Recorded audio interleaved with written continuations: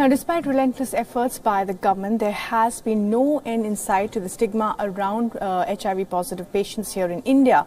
And a 23-acre lake in Karnataka was drained after the body of a teenage HIV-positive patient was found in the water body. The incident occurred in Murab village of Hubli district when residents refused to drink the water from the lake, claiming it was contaminated by the HIV patient. The lake was emptied after authorities failed to convince the villagers that the water does not pose any health risk to them. The lake is a key source of drinking water for more than 1,000 people who live in this drought-affected region and earn their livelihoods by farming. Officials say that the fresh water from the nearby canal will now be used to replenish the lake over the next 4 or 5 days. The HIV virus, which causes AIDS, is not spread in air, water, in food or by sharing utensils or clothing. Doctors say the virus cannot even survive in a body after the person dies.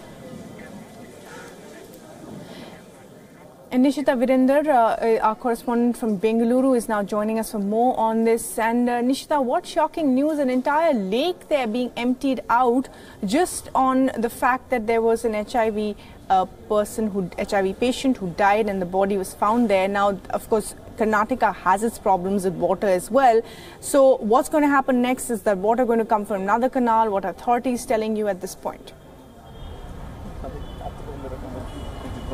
Absolutely. In fact, interestingly, it hasn't even been proven that the woman whose body was found in the lake was even HIV positive. She was suspected to be HIV positive. The police have not confirmed as to whether she committed suicide because of the stigma attached to her being claimed to be HIV positive. So for now, water is being supplied from the Ghattaprabha canal, which is a few kilometers away from the Morab village in Hubballi district.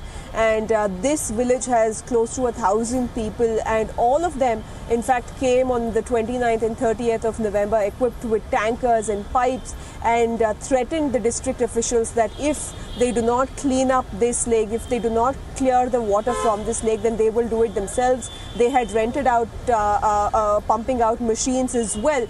So helplessly the district officials, Panchayat, Taluk officials, as well as the district health officer, who had been trying to convince the villagers that there is no way that the virus can transmit to another human being, and the virus cannot survive when it's over 25 degrees Celsius for over 8 hours. And it had been close to a week after the woman had passed away that her body was even discovered. But the villagers would have none of it, and it has become a major cause of concern. In fact, human rights activists as well as activists in Bengaluru who largely take care of HIV positive patients and who save them from the societal stigma are worried that this incident might even set an example to the rest of the state and might reinforce that stigma that is attached to them. Right, and that's certainly a worrying sign there that it may just reinstate that stigma attached to HIV patients. Nishita, thanks very much indeed for joining us with the details there. Well, moving on to other news now, it was a warm gathering of world leaders and former presidents of the United States at the National Cathedral in Houston for the funeral ceremony of George H.W. Bush. Until, well, this awkward moment we are about to show you as the Trumps walked in. It got a little frosty and it was all in the body language. Donald Trump and the Obamas, well, shook hands with a little firm nod. However, as you are about to see, Bill Clinton just merely glanced at the president only briefly, and Hillary Clinton, well, refused to look in his direction. She continued to stare straight ahead. Hundreds of Twitter users have noticed the tense moment that they shared and have shared videos and pictures of the couple's unattentive glances. So did Hillary really snub her electoral fall? Take a look at these visuals.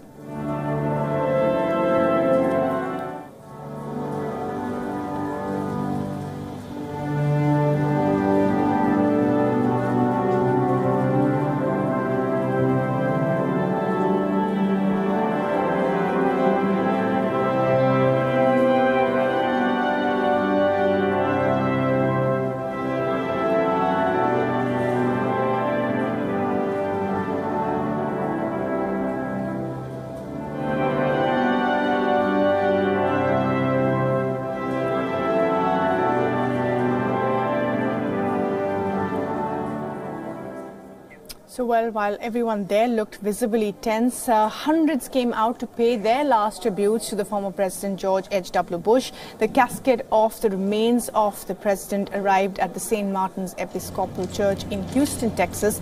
The late former president will be buried at the Bush Presidential Library College station next to his wife Barbara. And the former President George H.W. Bush passed away at the age of 94.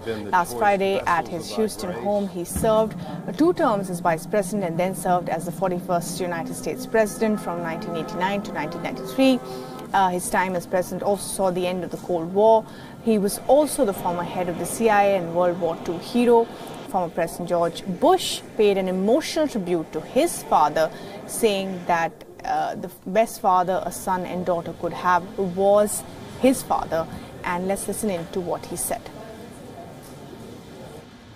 Well, Dad, we're going to remember you for exactly that and much more. And we're going to miss you. Your decency, sincerity, and kind soul will stay with us forever.